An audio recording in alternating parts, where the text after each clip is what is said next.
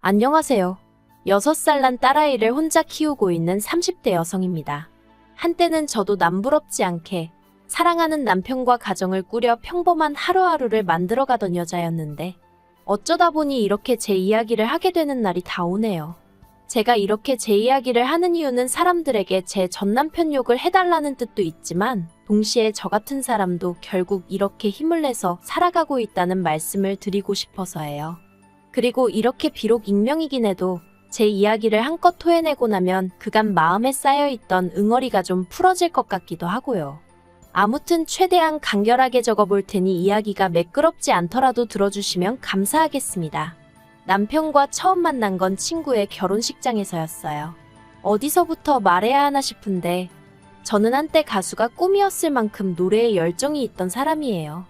하지만 일이 잘 풀리지 않아서 가수라는 꿈은 이루지 못했고 한동안 저와 같은 꿈을 가진 친구들에게 보컬 수업을 했었네요.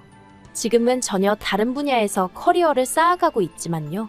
아무튼 이런 제 상황을 알던 친구가 자기 결혼식 때 축가를 불러주면 안 되겠냐고 아주 간곡히 부탁을 하대요. 그런데 솔직히 저랑 그렇게 가까운 친구는 아니었거든요. 그래서 어떻게든 좋게 거절을 하려고 했는데 잘 안 됐어요, 그게. 친구 결혼식에서 축가를 부르고 따로 뭐 얼마라도 받고 그런 건 없었어요. 친구가 먼저 묻지도 않았고 저도 기왕 해주기로 한 거 기분 좋게 불러주고 말지 싶었죠.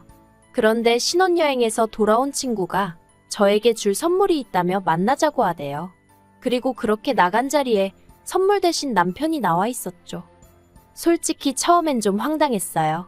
친구 딴에는 나름 기발하다 생각했을지도 모르겠지만 당시 저는 남자를 소개받고 싶은 마음도 없었고 결혼에는 더욱이 뜻이 없었으니까요.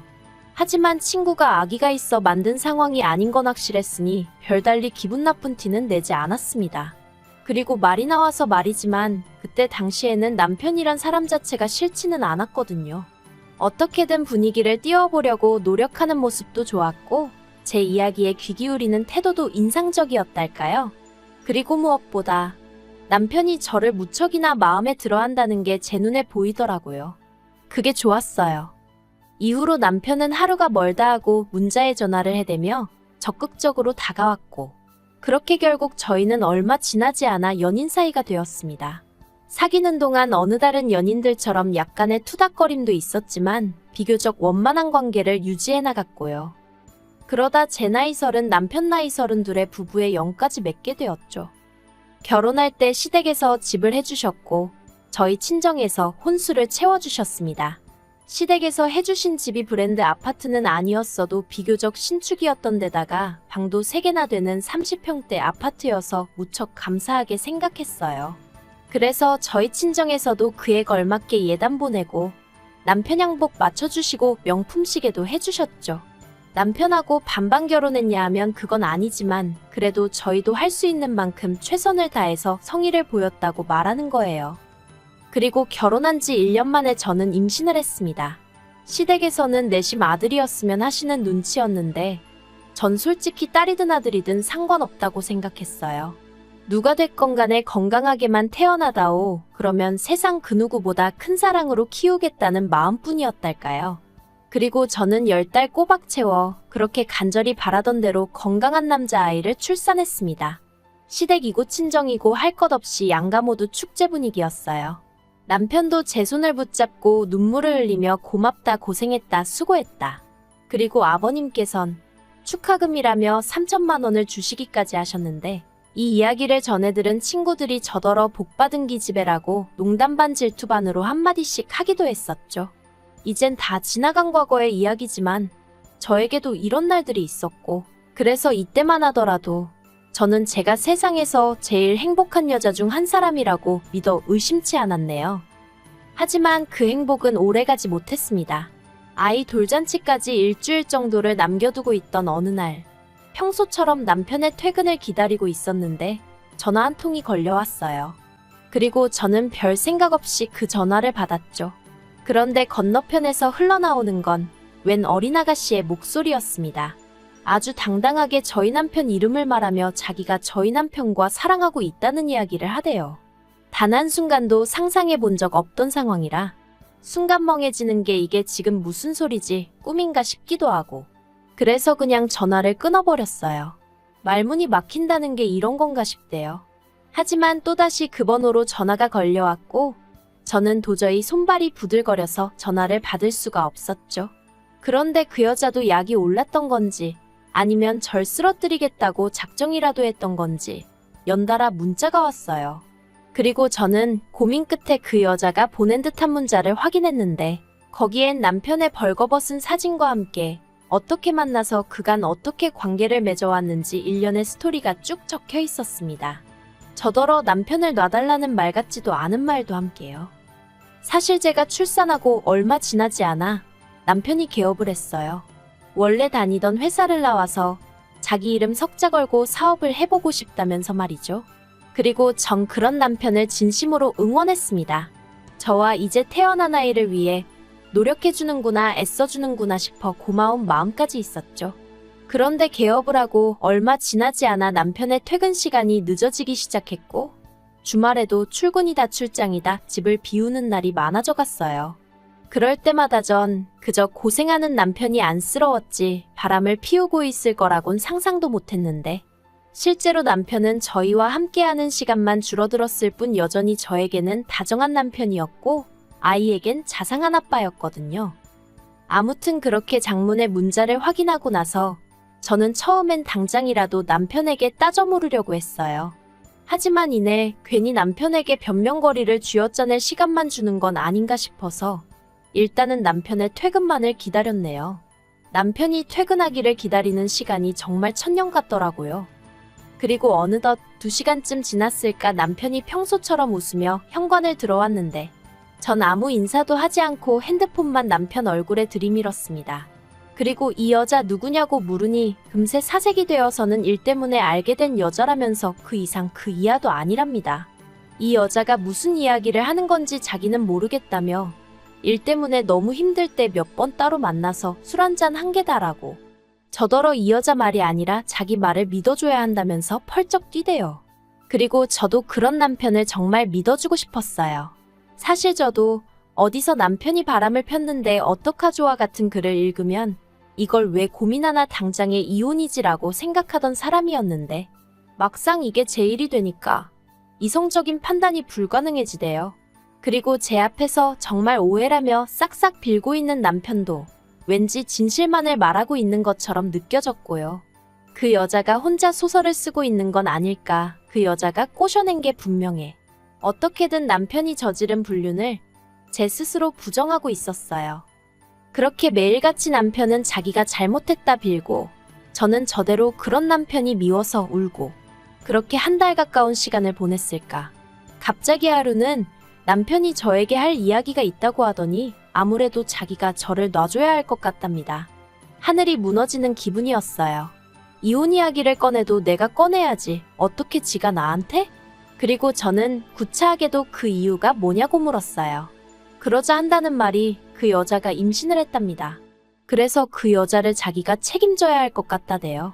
그 소리를 듣는데 어이가 없고 황당해서 그럼 나하고 우리 애는 하고 물었더니 기껏 한다는 소리가 저는 좋은 여자이지 않냐입니다. 처음 만났을 때부터 지금까지 자기나 시부모님이나 애한테 하는 것만 봐도 얼마나 좋은 사람인지 자기가 잘 안다면서. 그런데 그 여자는 아니래요. 자기가 헤어지자고 하니까 그러면 애도 지워버린다고 그런다면서 그런 여자를 어떻게 혼자 내버려두냐입니다. 그래도 자기 앤데 그렇게 사라지게 둘 순 없지 않냐면서 말이죠. 그러면서 집도 차도 전부 다 저에게 주겠다고 이쯤에서 헤어지자대요. 배신감에 치가 떨린다는 게 이런 건가 싶고 아무 일도 없었다더니 애가 생겼다는 게 어이없고 이런 인간을 어떻게든 믿어보려던 제 자신이 한심하고 견딜 수가 없더라고요. 그래서 알겠다고 집하고 차 다 달라고 했어요. 그리고 시부모님께도 확실하게 당신의 도로 하게 된 이혼이라고 얘기하라고 했죠. 이 부분에선 남편도 살짝 멈칫하는 눈치였지만 이내 알겠다고 하더라고요. 그래서 이튿날 남편하고 같이 시댁에 찾아갔습니다. 아무것도 모르시는 시부모님은 연락도 없이 갑자기 웬일이냐 하시면서도 몹시 반가워하셨지만 이내 저희가 전한 소식에 정말 크게 충격을 받으신 듯 했어요. 평소에 그렇게 다정하고 상냥하셨던 어머님이 남편더러 네가 사람이냐고 악을 쓰셨고, 아버님도 남편을 죽일 듯이 두들겨 패시더니 집하고 차뿐이냐며 당신이 미안하다고 위자료는 넉넉히 챙겨줄 테니 애 때문에라도 연락은 끊지 말고 살자 하시더라고요. 제가 간결하게 적느라 지금 이런데 정말 난리도 그런 난리가 없었어요. 그리고 얼마 안 가 바로 이혼 절차를 밟았습니다. 준다는 재산은 싹 다 받았고, 남편이 일주일에 한 번은 애를 보여달래서 제정신이냐고 한 달에 한 번도 많다고 그렇게 합의하고, 마음 같아선 평생 보여주기 싫었는데 그게 그렇게는 안 된다고 하더라고요. 그런데 이 과정에서도 그 여자가 또 연락을 해와서는 어떻게 사람을 그렇게 싹 다 벗겨먹을 궁리를 하냐면서 저더러 이기적이네 뻔뻔하네 말 같지도 않은 소리를 해대더군요. 아무튼 이걸로 속 썩은 걸 제외하곤 그래도 비교적 수월하게 이혼했습니다. 이혼 절차를 마치자마자 집도 차도 팔았더니 제법 목돈이 생겼는데, 이건 저랑 제 아이의 미래를 위해 아껴둬야겠다는 생각이 들어 손 떼지 않고 그대로 친정에 들어갔어요. 친정 부모님께는 그저 죄송한 마음뿐이었죠. 주변 사람들한테 딸 자랑하는 재미로 사셨을 텐데 괜히 얼굴에 먹칠을 한 것 같았거든요. 물론 이런 제 생각을 말씀드리며 죄송하다 하니 친정 부모님께선 그게 무슨 말 같지도 않은 소리냐며 이래도 저래도 당신들의 하나뿐인 소중한 딸이라고, 제 잘못도 아닌데 절대로 주눅들지 말라고 하셨지만요. 한편 저는 바로 직장을 구했습니다. 결혼 전 다니던 회사로 돌아가기엔 시간이 많이 흘러서 힘들 줄 알았는데, 회사에서 가깝게 지내던 상사에게 연락을 하니 마침 구인 중이었다면서 잘 됐다고 얼른 돌아오라고 하더라고요. 다행이었죠. 사실 돈이 궁했던 건 아니지만 집에만 있으면 미칠 것 같았거든요. 물론 여전히 지금도 속에서 울컥하고 뭔가 올라올 때가 있긴 하지만 그래도 지금은 많이 안정되고 편해졌어요. 아무튼 그러다 한 달 전 주말이었습니다. 아이가 남편을 만나는 날이었는데, 보통은 원래 제가 아침에 남편에게 아이를 데려다주고 저녁에 남편이 데려다주거든요. 그런데 어째서인지 그날따라 남편이 자기가 데리러 오겠다더니 저더러 애 데리고 놀이공원에라도 갈까 하는데 같이 가겠냐는 거예요. 그래서 제가 제정신이냐고 됐다고 애나 제대로 놀아주라고 했어요. 그랬더니 그러면 저녁이라도 같이 먹을 거냐는데 어이가 없어서. 그래서 제발 쓸데없는 소리 하지 말고 눈앞에서 사라지라고 했죠. 그리고 그날 저녁 남편이 애를 데려다 주러 왔는데 애는 집에 먼저 들여보내고 저더러 얘기 좀 하자며 저를 붙잡는 거예요. 마주하기가 죽기보다 싫었지만 그래도 애에 관한 이야기인가 싶어서 그렇게 집 근처 카페로 향했습니다.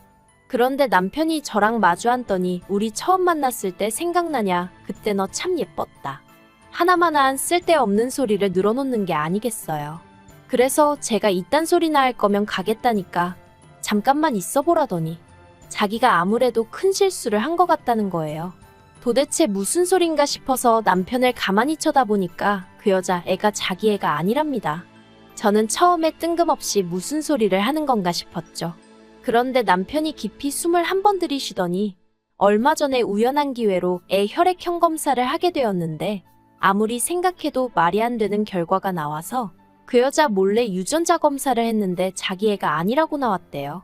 그리고는 그 여자한테는 이미 이혼하자고 얘기해뒀다면서 자기한테 진짜 염치 없다는 거 아는데 한 번만 기회를 주면 안 되겠냐입니다. 그런데 그 이야기를 듣는데 자꾸 피식피식 웃음이 나는 거예요. 이 인간 천벌받는구나, 천벌이라는 게 있긴 있구나 싶은 게.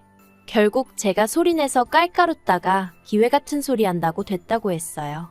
그리고 먼저 일어나서 뒤돌아 집으로 오는데 그렇게 가벼운 발걸음은 참으로 오랜만이었네요.